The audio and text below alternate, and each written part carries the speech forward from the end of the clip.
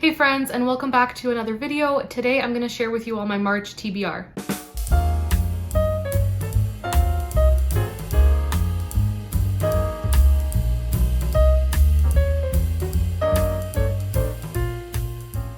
I just want to apologize if you hear any noise. We got hit with a pretty big snowstorm / ice storm over the last 24 hours and it's been pretty nasty. And there are quite a lot of people shoveling and using their snow blowers and everything, so it is a little noisy outside. But I did try to film yesterday. That didn't work out just because the ice pellets were so loud as they were hitting the roof and just where my bedroom is positioned in the house. It was way too loud. So I'm gonna try filming now, and again, if you hear noise, that's just people outside. But moving on, so when I started kind of putting together a list of books that I would like to read in March, I initially didn't want to participate in any of the readathons just because of how busy life has been, but I'm pretty happy with how much I managed to read in January and February as well. It's been a really good reading month and I'm finally out of this massive reading slump that I was in, and I just can't put down the books that I'm reading. I'm having a really great time. So I want to challenge myself to read as much as I possibly can in March, just for the fun of it and just to see how much I can read in the midst of the craziness that life is. So I decided I will participate in Middle Grade March and in March Mystery Madness. The one thing with Middle Grade March is there are some prompts, and I just didn't get a chance to figure out if any of the middle grade books that I have on this pile of possibilities fits each of the prompts. And I know that if you just read one middle grade, you've participated in Middle Grade March, so I will 100% read a middle grade book, at least one. I suspect I'll read maybe 5 or 6, and I'm not sure if the ones I end up reading will fit all the prompts. If they do, that's great. If they don't, it's not a big deal. I'm just excited to be reading some middle grade this month.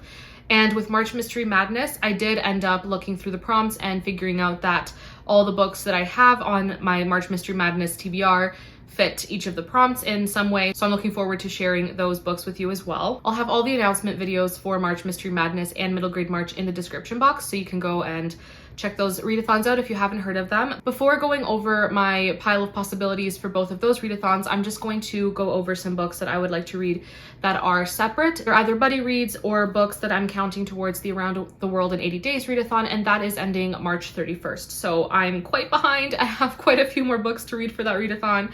And if you haven't heard of that readathon, I'll have my announcement video linked below, as well as the announcement videos of my 2 co-hosts. So for the Around the World in 80 Days readathon, I just finished the book set in Egypt. So I still have to read a book set in India, Singapore, China, Japan, the United States, and Ireland. So I'm quite behind. I did start the read for China, and I only have that book out from the library for a few more days. Someone else has it on hold, so I need to hurry up and read it. So I will get the China book finished, and I'm hoping before the end of February I can read either the India book or the Singapore book, and those two are Murder in Old Bombay, and this is my pick for India, and this is a mystery. So if I don't finish it in February, I'll count it towards March Mystery Madness, but that's the India book. And then for Singapore, I have the Frangipani Tree mystery, and this is actually also a mystery, so even if I don't get to these in February, I can read them in March and just count them towards March Mystery Madness. But my March TBR is already so big that I'm hoping I can get to at least one of these in the next few days, just so I don't have as many that I have to get to in March. So these are India and Singapore. And then after India and Singapore, it is going to be Japan, the United States, and Ireland. So for Japan, I really want to read Sweeping Paste. The main reason being this is one of the shorter books that I could find at my library that's set in Japan. And it also sounds pretty interesting. It looks like it's a book about friendship, and it's literary fiction, and it was translated from Japanese as well. So I just think it'll be a really great book for Japan. For the United States, I have 2 different options. This first one is really long, so if I don't end up getting to it, I'll just read the other one. And I do plan on reading the other one anyways, so I might as well just count it. But if I do manage to get to it, I would like to try Christie by Catherine Marshall. I did really enjoy the TV adaptation growing up, but I've never read the original story, so this is an option. It's just quite long. I think it's almost 600 pages. So if I don't end up getting to Christie, the second book is To Wager Her Heart by Tamara Alexander, and this is the 3rd book in the Belmead Plantation trilogy by this author, and I'm rereading these books with my friend Joanne from Bookstagram, and I'll leave her Bookstagram linked below. But this is the 3rd book, and she has already reread the 2nd book. I still need to get on that, and then in March I plan on reading this with her as well. So This one is most likely going to happen, so if I don't end up getting to Christie, that's completely okay. And then the last country for the Around the World in 80 Days readathon is Ireland, and for that I plan on reading A Dance in Donegal by Jennifer Dybel.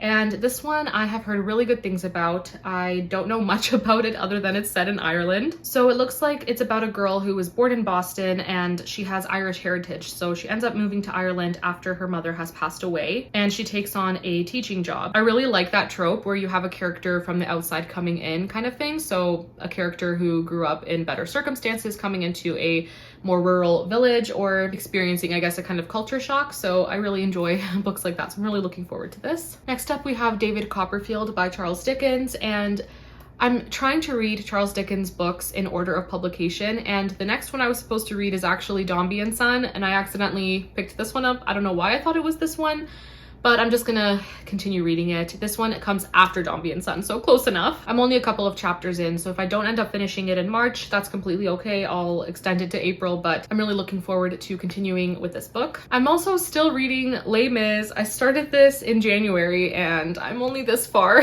but it's not that I'm not enjoying myself. It's just such a big book and it feels like such a big commitment, and I really don't want to feel pressured while reading this, so I'm going to continue extending this as long as I need to. I probably won't finish it until the summer, but I am enjoying it. The writing is beautiful and the characters are very interesting. I'm not like super motivated to pick it up every single day, if that makes sense, but I am enjoying it. I'm also participating in Chantel's Read Your Bookshelf Challenge and Oshina's Christian Romance Challenge. So each prompt for the Read Your Bookshelf Challenge, it builds on the previous month's prompt. So this month is to read a book that starts with the next letter in the alphabet. So last month I read The Moonstone and that starts with the letter T. So this month I have to read a book that starts with the letter U.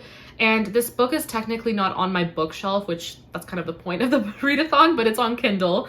And that is called Up From the Sea by Amanda Dykes. It's a really short novella, and I'm pretty sure this one has the same setting as Whose Waves These Are, but it's set like hundreds of years before. So I'm really looking forward to reading it. And then for the Christian Romance Reading Challenge, the prompt for March is to read a book in a series. And for that, I'm just gonna count To Wager Her Heart, as it is the third book in a series. I'm now starting to realize that I'm a little insane to think that I can participate in 2 readathons on top of all the books I already mentioned, but we're gonna try.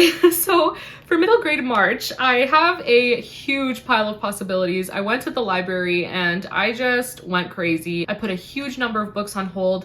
I had just gone through my Goodreads and looked at all the middle grade books that I have on my Goodreads TBR. And then from there, I just put a ton of books on hold. So I have all these books with me and we're just gonna go through them. So the first one here is Lines of Courage by Jennifer A. Nielsen. And I'm not sure who on BookTube has talked about this, has read this and talked about it, but I know someone that I watch read this and adored it. So I'm really curious now who that was. I can't quite remember, but I've heard nothing but good things about this book. So really looking forward to it. And this one seems to be set in World War I. And it looks like there are 5 main characters from Austria, Britain, France, Germany, and Russia. And they, I'm assuming, are all teens or preteens, if I'm not mistaken. But it looks like the story is about friendship and just persevering during a really dark time in history. So this is a historical fiction, World War I, middle grade, and I'm really hoping I can get to this one because I've heard nothing but good things. This next one sounds so perfect for me, and that is called A Kind of Paradise. And this is by Amy Rebecca Tan. And all I know about this book is it's about a young girl who ends up having to volunteer in a library as a punishment for something she did. So I'm pretty sure this book is about her finding a love of literature, and it just sounds perfect. So I'm really, really hoping I can get to this as well. I also got 2 books by the same author, and I'm talking about Lucy Strange. I did read a book by her, I think it was last year or the year before, and I really, really enjoyed it. And I'll put a picture of the book on the screen. I just can't remember the title, but I really, really did enjoy it. So I want to try another book by her. And the first one here is Sisters of the Lost Marsh. And this one says, a thrilling story of 6 sisters who must fight against circumstance and fate. And I may be wrong, but I think there's a magical element to this story. I think all of her stories kind of have a magical element to them. And the second one is The Ghost of Midnight Lake. This one 100% does. And it looks like it's set in 1899, and it is about a young girl named Agatha trying to figure out her real identity, and she sees this mysterious ghost on the lake. So really curious to see if I end up getting to either of these, but they are very intriguing. This next book really sounds like something I'd enjoy, and that is Prairie Lotus by Linda Sue Park. And this one is about a young girl who is half Chinese, and she ends up moving to Dakota Territory in the 1800s. And from what I've heard, the themes seem to be very similar to the themes that you would find in the Little House on the Prairie books. So really curious about this one. This next one is a must read. I need to read it in March. I adore the first two books in this series, and I'm just so excited to finally be able to get to the third one. And I'm talking about Transformed: The Perils of the Frog Prince. So this is a fairy tale retelling. It is a retelling of The Frog Prince, and the first two books are retellings of Rapunzel and Cinderella, and I'll have the books on the screen. And those two books are two of my favorite fairy tale retellings. They are just so fun and such good middle grade books.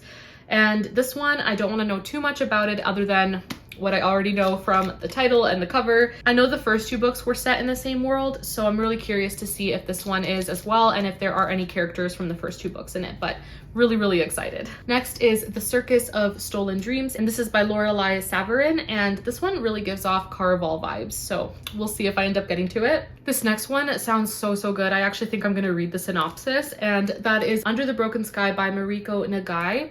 And this one, like I said, it just sounds so good. It says, 12-year-old Natsu and her family live a quiet farm life in Manchuria, near the border of the Soviet Union. But the life they've known begins to unravel when her father is conscripted by the Japanese army, and Natsu and her little sister Asa are left orphaned and destitute. In a desperate move to keep her sister alive, Natsu sells Asa to a Russian couple following the 1945 Soviet occupation. The journey to redemption for Natsu's broken family is rife with struggles, but Natsu is tenacious and will stop at nothing to get her sister back. That sounds really good and just heartbreaking, and I really hope I can get to this as well. Another historical fiction is The Skylark's War by Hilary McKay, and I don't know if this is set during World War I or World War II. It doesn't really specify, but it does sound really good. And this is another one I've heard really good things about, so I'm hoping I can get to it. Next up, we have The Last Map Maker by Christina Soontornvat. And this one is supposed to be a high seas adventure set in a fantasy world inspired by Thailand, so I'm really hoping I can get to it. We also have The Swallowtail Legacy, Wreck at Ada's Reef by Michael D. Beale. I need to read the summary for this one as well. It sounds so good. It says 12-year-old Lark Heron Finch is steeling herself to spend the summer on Swallowtail Island off the shores of Lake Erie. It's the first time that she and her sister will have seen the old house since their mom passed away. Her stepfather and his boys are okay enough, but the island's always been full of happy memories, and now everything is different. When Lark's hired to help with research for a book on the island's oldest resident, Dinah Purdy, she learns about a tragic boating accident that happened off the coast many years before. Yet something about the crash doesn't seem right. And then Lark discovers something amazing, something that could change Dinah's life. Something linked to the crash and even to her own family's history with Swallowtail. But there are those on the island who would do anything to keep the truth buried in the watery depths of the past. Punctuated with transcripts, letters, maps, and more, Wreck at Ada's Reef is a vibrant contemporary mystery with a classic feel that explores the righting of past wrongs and the rebuilding of family through the eyes of a bold, insightful heroine hunting for the truth, even if it hurts to find it. It looks like this would also work for March Mystery Madness, so I'm really hoping I can get to it. This next book I think is going to be a 5-star read, so I need to get to it, and that is Cece's Journal, The Adventures of a Writer in Training, and I have only heard amazing things about this book.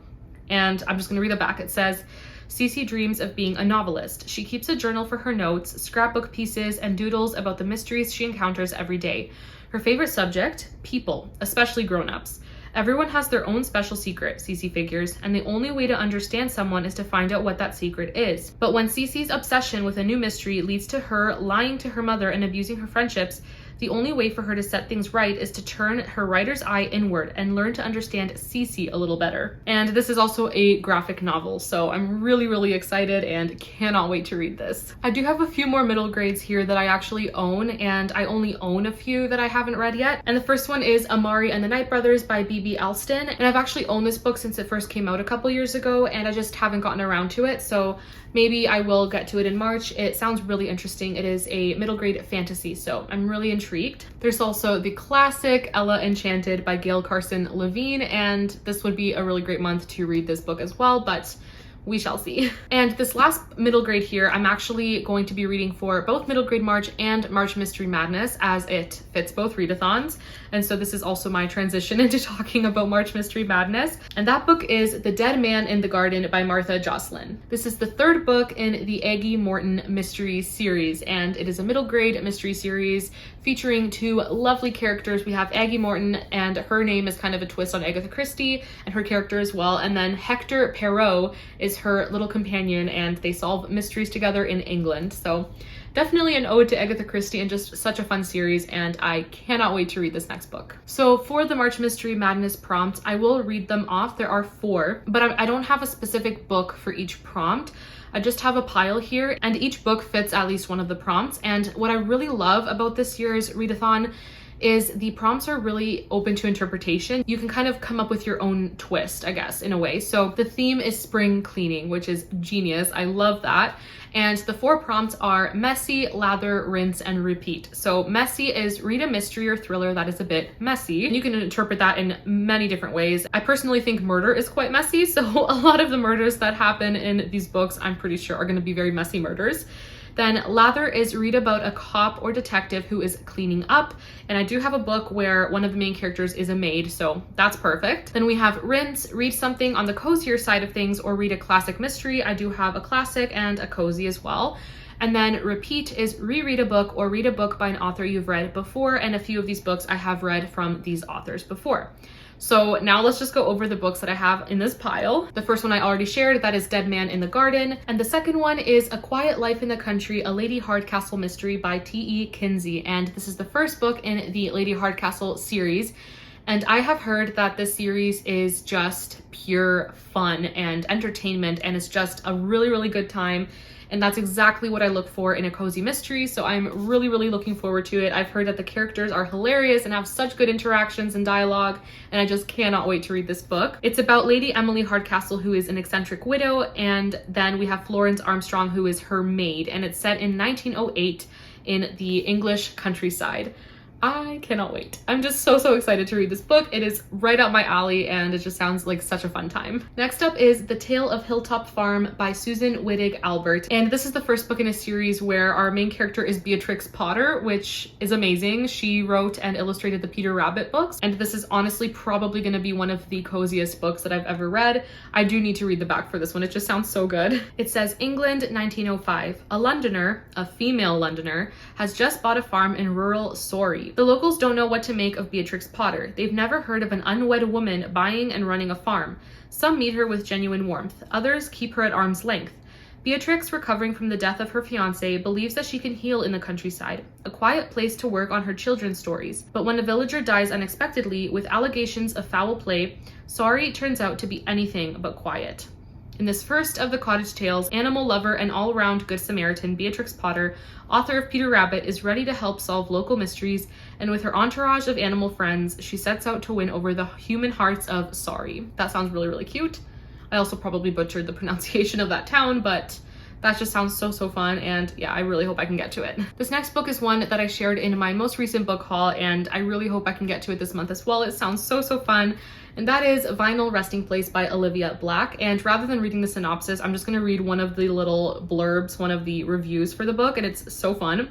It says, rockin' music, taco trucks, puntastic coffee drinks, family bonds, and a twisty mystery to boot. What's not to love about Vinyl Resting Place? And this is a murder mystery that is set in a vinyl record shop and coffee shop in one, which, is that not a dream job, to work in a coffee shop and vinyl shop? That would be incredible, but I really hope I can get to this as well. This next book is one that I've had on multiple TBRs in the last 6 months, and I also wanted to read it for Cloak and Dagger Christmas, didn't get to it. Maybe I will finally get to it this March, and that is A Murderous Relation by Deanna Raybourn. This is the 5th book in the Veronica Speedwell series, one of my favorite mystery series, and I just haven't had a chance to pick this up yet. Seriously, one of the most entertaining series I've ever read. I adore the main characters, Veronica and Stoker, and I'm just really hoping that I can read it in March. This next one, I actually just got the audiobook from the library, so I definitely will be reading this one, and that is The Bullet That Missed by Richard Osman. This is the 3rd book in the Thursday Murder Club mystery series, and I really enjoyed the first 2, so I'm looking forward to reading this one. I am really excited. And then if I can get to it, I would also like to read this Agatha Christie book, which is Nemesis. This is the second last book in the Miss Marple series. I'm hoping I can at least get this one read, if not both this and the last one. And then the very last book on this gigantic list is Point of Danger by Irene Hannon. This is a romantic suspense novel, and I'm counting it towards March Mystery Madness. And this is just for the Christian book club that some booktubers kind of put together, and then we share the books that we're reading and anyone can join in. But we decided to read a suspense novel in March, and this is the one that we ended up voting for. So that is it. Those are the books that I'm hoping to get to in March. A lot of them are not going to be read, and that's completely okay, but I like to have a lot of options, and I'm really looking forward to a lot of these books. I really wish I could read all of them. I know it's not possible, but we shall see what I end up getting to. But that is it for this video. Thank you all so much for watching. Please let me know in the comments if you've read any of these books, what your thoughts were, or if you plan on reading any of these books in March. I would love to know. But that's it for this video. Thank you all so much for watching, and I'll see you all in my next video. Bye!